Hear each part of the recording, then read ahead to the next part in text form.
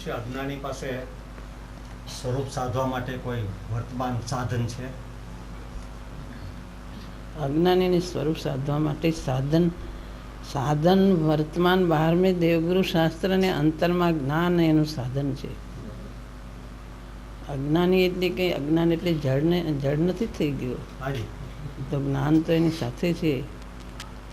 જ્ઞાન સાધન છે, જ્ઞાન એનું સાધન, જ્ઞાન બધું જ્ઞાન છે.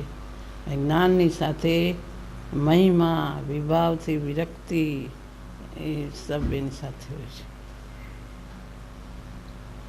જેને પ્રગટ કર્યું એવા જિનેન્દ્રદેવ ગુરુદેવ જે ઉપદેશ આપી રહ્યા છે, સાક્ષાત દેવગુરુ શાસ્ત્રમાં આવે છે, પણ ગુરુદેવે બતાવ્યું છે. એ પ્રત્યક્ષ જેને પ્રગટ થવી બતાવે છે, એની વાણી શું કહી રહ્યા છે, એ એનું બહારનું સાધન, અંતરંગનું સાધન પોતે પોતાનું જ્ઞાન છે.